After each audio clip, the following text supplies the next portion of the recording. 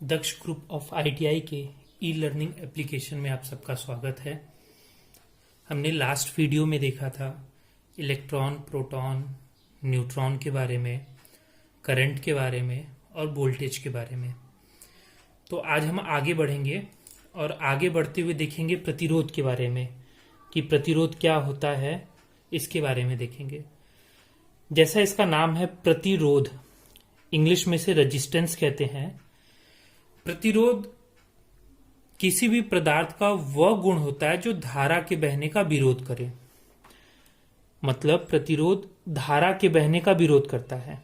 कोई भी किसी का भी ऐसा गुण हो, जिस भी पदार्थ के पास ऐसा गुण होगा जो धारा के बहने का विरोध करेगा, वो प्रतिरोध कहलाएगा। मतलब ये विशेषता होती है किसी पदार्थ की। मतलब मैंने एक एग्जांपल से आपको समझा रहा हूं कि देखिए, ये एक तार था। इस तार में पहले इतनी धारा बह रही थी, लेकिन हमने यहां पे एक प्रतिरोध रखा और ये प्रतिरोध क्या किया, इस धारा को बहने में कम कर दिया। मतलब पहले ज्यादा धारा बह रही थी, अब कम धारा बह रही है। तो यही जो गुण है, इस जगह ये गुण है, इसी को कहेंगे प्रतिरोध। ठीक। अब प्रतिरोध से एक सबसे पहला इंपॉर्टेंट हमको बात पढ़ना है एसआई यूनिट। एसआई यूनिट मतलब स्टैंडर्ड इंटरनेशनल स्टैंडर्ड। इसकी उस दिन मैंने बताई थी, आज फिर बता दे रहा हूं कि कभी कभी इसका फुल फॉर्म पूछ लेता है। एसआई का फुल फॉर्म क्या होता है? एसआई का फुल फॉर्म होता है स्टैंडर्ड इंटरनेशनल स्टैंडर्ड। फिर आगे एसआई यूनिट क्या होती है? ओम होती है। क्या होती है बच्चों? ओम होती है। इसको इस तरीके से दर्शाया जाता है, ऐसे इस तरीके से दर्शाया जाता है, तो याद रखिएगा। और इसको ऐसे बनाते हैं हम लोग। आप कभी देखेंगे इस तरीके से इसका सिंबल होता है, ऐसे जिगजैग जिगजैग करके। ये प्रतिरोध का सिंबल है। नहीं तो कभी कभी आपको ऐसे डब्बा बन के इस तरीके से भी देखने को मिल जाएगा। ये प्रतिरोध का सिंबल होता है। ठीक। अब प्रतिरोध का एक सूत्र होता है और वो सूत्र बहुत ही ज्यादा इंपॉर्टेंट है। ये डायरेक्टली पूछ लेता है कि इसका सूत्र क्या होता है। तो R बराबर रो L बटा A, जहां पे R क्या है? R प्रतिरोध है, जिसे इंग्लिश में रेजिस्टेंस कहते हैं। और रो क्या है? देखो, ये इस तरीके से P नहीं है, ये P से थोड़ा सा टांग आगे है, तो इसको रो पढ़ेंगे। ये रोमन लैंग्वेज में लिखा है, रो पढ़ते हैं। इसको कहते हैं रजिस्टिविटी। क्या कहते हैं? रजिस्टिविटी। L क्या है? लंबाई है, तार की, चालक की, जो भी है उसकी लंबाई है। और A क्या है? उसका क्षेत्रफल है। लंबाई की मात्रक क्या होता है? मीटर होता है, क्षेत्रफल का मीटर स्क्वायर होता है। तो इस बात को याद रखिएगा। फिर से दोहरा लीजिए, रेजिस्टेंस बराबर रजिस्टिविटी लंबाई गुण बटे में क्षेत्रफल। अब यहां से कभी कभी सवाल आपको ऐसे डायरेक्ट मिल जाएगा। सवाल क्या मिलेगा कि किसी चालक तार की लंबाई बढ़ाने पे प्रतिरोध क्या होगा? बढ़ेगा, घटेगा? तो लंबाई बढ़ाने पे प्रतिरोध बढ़ेगी, लंबाई बढ़ाएंगे तो प्रतिरोध घटेगा। या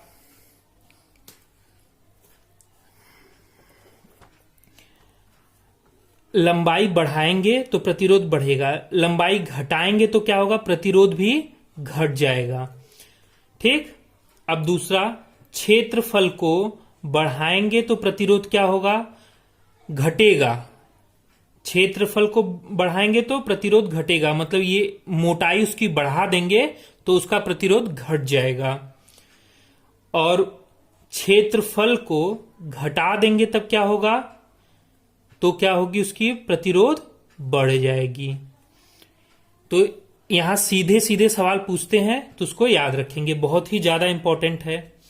अब हम चलते हैं इस रो के ऊपर। ये रो क्या है? रजिस्टिविटी। लंबाई तो हम जानते हैं, क्षेत्रफल भी जानते हैं, लेकिन ये रजिस्टिविटी क्या होती है?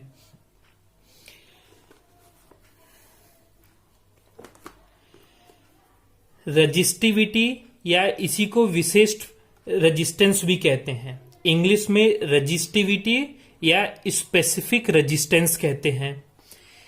ये रोमन लैंग्वेज में लिखा है। देखिए इसको लिखा कैसे जाता है, ऐसे करके जैसे पी बनाते हैं, पी से थोड़ा सा इसका टांग घुमा दिया जाता है। इसको पढ़ेंगे रो। क्या पढ़ेंगे? रो।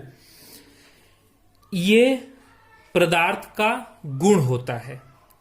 ये अलग अलग पदार्थ में अलग अलग गुण होता है। जैसे इस मार्कर में कुछ अलग होगा, इस बोर्ड में कुछ अलग होगा, इस कॉपी का कुछ अलग होगा। ये रजिस्टिविटी हर पदार्थ की अलग अलग होती है और वो आपको दी रहती है।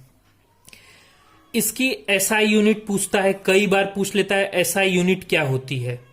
तो रजिस्टिविटी की एसआई यूनिट होती है ओम मीटर। ओम मीटर बहुत ही ज्यादा इंपॉर्टेंट है। ओम मीटर, इसको इस तरीके से प्रदर्शित करते हैं, ओम को ऐसे और मीटर को ऐसे, ओम मीटर। ठीक, तो एक सवाल यहां से हो गया। अब आगे चलते हैं। ओम का मान अलग अलग जगह अलग अलग लिखा रहता है।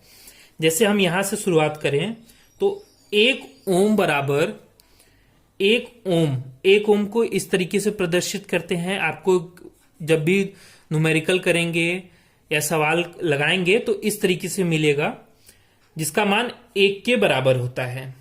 अब ऊपर बढ़ते हैं। 1 kilo ohm, 1 kilo ohm, 1 kilo ohm बराबर 1000 ओम। इसको कैसे लिखेंगे? 10 के घाते 3 या 1 किलो ओम, इस तरीके से लिखा जाता है। फिर आगे है 1 मेगा ओम, जिसमें एक मेगा ओम, 1 मेगा ओम को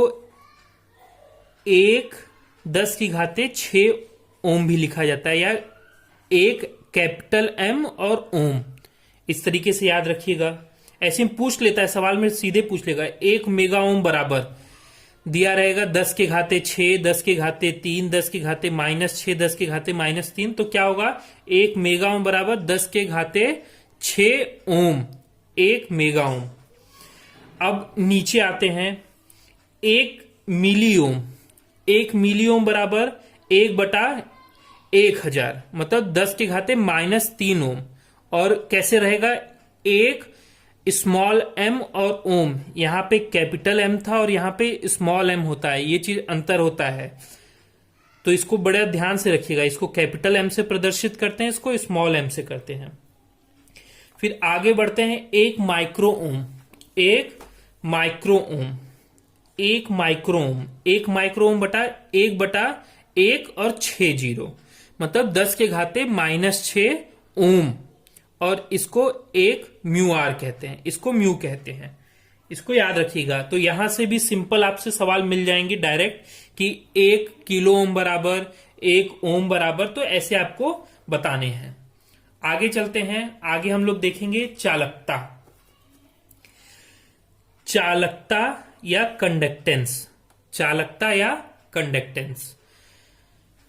कंडक्टेंस को जी से प्रदर्शित करते हैं। कहीं जी लिखा रहेगा उसका मतलब होगा कंडक्टेंस या चालकता। चालकता क्या करता है? धारा में बहने में मदद करता है। प्रतिरोध क्या करता था? विरोध करता था, रोकता था। लेकिन चालकता क्या करेगा? मदद करेगा। मतलब इसका विपरीत होगा, प्रतिरोध का विपरीत होगा। प्रतिरोध रोकता है, चालकता उसको भेजने में मदद करता है, तो ये विपरीत होता है, इसको चालकता कहते हैं। तो हमको पता है विपरीत होने का मतलब बटे में हो जाता है। तो एसआई यूनिट पूछता है चालकता की। एसआई यूनिट क्या होती है? मोहो होती है। क्या होती है? मोहो। देखिए प्रतिरोध को हम कैसे करते थे? OHM, ये होता था ओम, इसकी यूनिट। तो इसकी क्या हो जाएगी? उल्टा। अब यहां से MHO, मोहो। और इसको बनाते कैसे थे? ऐसे। और इसको कैसे बनाएंगे? इस तरीके से, ऐसे नीचे की तरफ और ऐसे। ठीक, ये होती है। नहीं तो 1/ओम भी कहते हैं, 1/ओम भी कहते हैं। सेमीन, देखिए ये जब आप अच्छे एग्जाम में बैठेंगे, मान लीजिए TG2 के एग्जाम में, बिजली विभाग में, रेलवे में, NTPC कहीं एग्जाम देंगे, वहां पे बच्चों से ये पूछता है, क्योंकि ये जल्दी बच्चे याद नहीं करते, तो इसलिए वहां पूछता है। तो मैंने आपको बता दे रहा हूं, सेमिन भी इसकी चालकता की SI यूनिट होती है। फॉर्मूले की तरफ बढ़े तो देखें, G बराबर